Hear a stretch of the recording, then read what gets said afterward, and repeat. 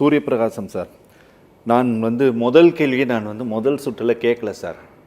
எனக்கே அது ரொம்ப சங்கடமாக இருந்ததுனால நான் அந்த கேள்வியை கேட்காம தான் நான் பின்னால் இருக்கக்கூடிய கேள்விகளை கேட்டேன் சார். இந்த ஃபஸ்ட்டு கேள்வி சார், ஏன்னா இந்த கேள்விகளை எழுப்பி இருக்கக்கூடியது பிரசிடெண்ட் ஆஃபீஸுங்கிறதுனால மரியாதை நிமித்தமாக அதை நான் முதல் சுற்றில் நான் கேட்கல sir. Sir, what are the constitutional options before a governor when a bill is presented to him under article 200 of the constitution of India?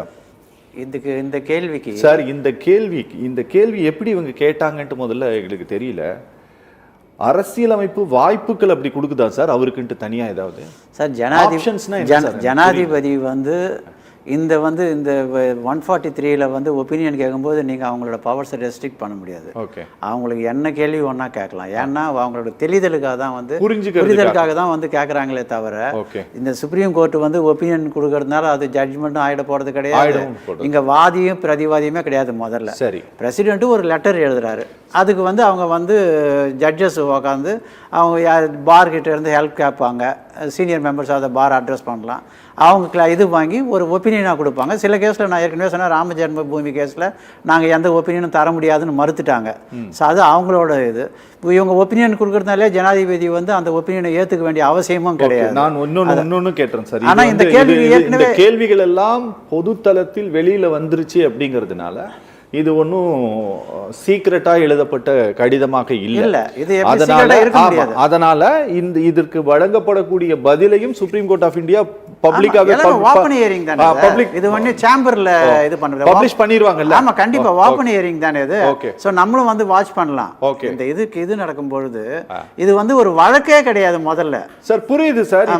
இப்போ நீங்க ஃபர்ஸ்ட் கேள்வி கேட்டீங்க. இந்த கேள்வி அப்படிங்கிறது இந்த கேள்விக்கு தான் மகாதேவன் பதில் சொல்லிட்டாங்க.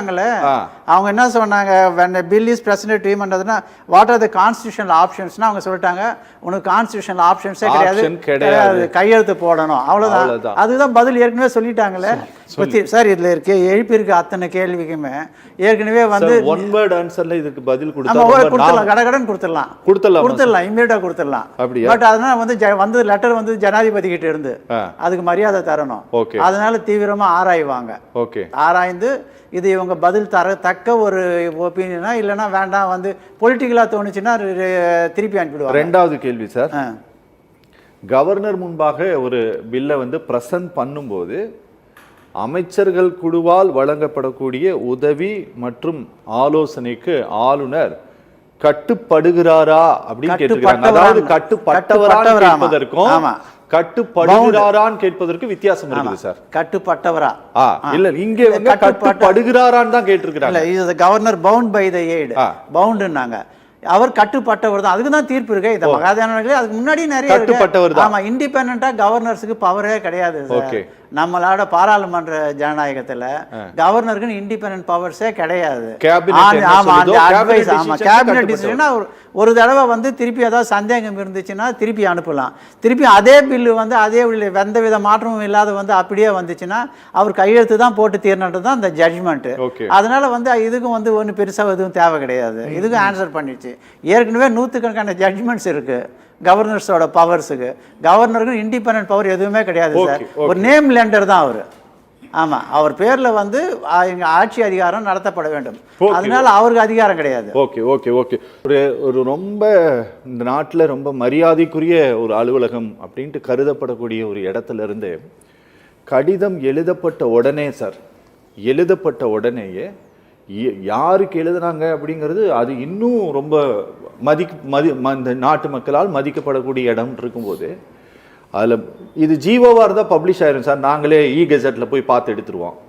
அஃபீஷியல் ப்ரெஸ் ரிலீஸாக இருந்ததுன்னா அரசாங்கமே ப்ரெஸ் இன்ஃபர்மேஷன் பியூரோவில் கொடுத்துருவாங்க. பிரசிடென்ட் ஆஃப் ஆஃபீஸினுடைய ப்ரெஸ் ரிலீஸ்லையும் இது வந்துடும். இது ஏதோ ஒரு நல்ல நோக்கத்திற்காக சந்தேகத்தை தெளிவுபடுத்தியதற்காக எழுதப்பட்ட கடிதம். இது வெளியில் வந்தது முதல்ல பிரசிடென்ட் ஆஃபீஸுக்கு தெரிஞ்சு வந்திருக்குமா சார்? இது இல்லை, தெரிஞ்சுதா இல்லை இவங்க பொலிட்டிக்கல் ரீசனுக்கு லீக் பண்ணாங்களான்னு தெரியல. புரோட்டோகால் வந்து பிஐபியில் இதுலேருந்து பிரசிடென்ட் ஆஃபீஸ்லேருந்து சீஃப் ஜஸ்டிஸ் ஆஃபீஸ் தான் போகும். ஏன்னா அவருக்கு தான் பெஞ்சை கான்ஸ்டியூட் பண்ணுற அதிகாரம் இருக்குது. அதனால நடுவில் இது லீக் ஆகிருக்கு. லீக் ஆகிருக்கு நடுவில் லீக் ஆகிருக்கு. ஏன்னா இதில் ஒன்றும் பெருசாக ரகசியம் கிடையாது. இன்னைக்கு இல்லைன்னா அடுத்த வாரம் ஓப்பன் கோர்ட் ஹியரிங் தான். அதனால என்னென்ன கேள்வின்றது இடத்துமே எல்லாருக்குமே தெரிஞ்சிடும். இதில் ஒரு ரகசியமே கிடையாது. இந்த மாதிரி வந்து இம்மிடியா ஏதோ ஒன்று மறைக்கிறதுக்கு ஒரு பிரச்சனையை கிளப்பி விட்டாங்க. ரெண்டாவது இன்னொன்று கேட்டீங்க, கவர்னர் வந்து தூங்கிட்டு இருந்தால் கேள்வி கேட்கக்கூடாதான்னு சொல்லி.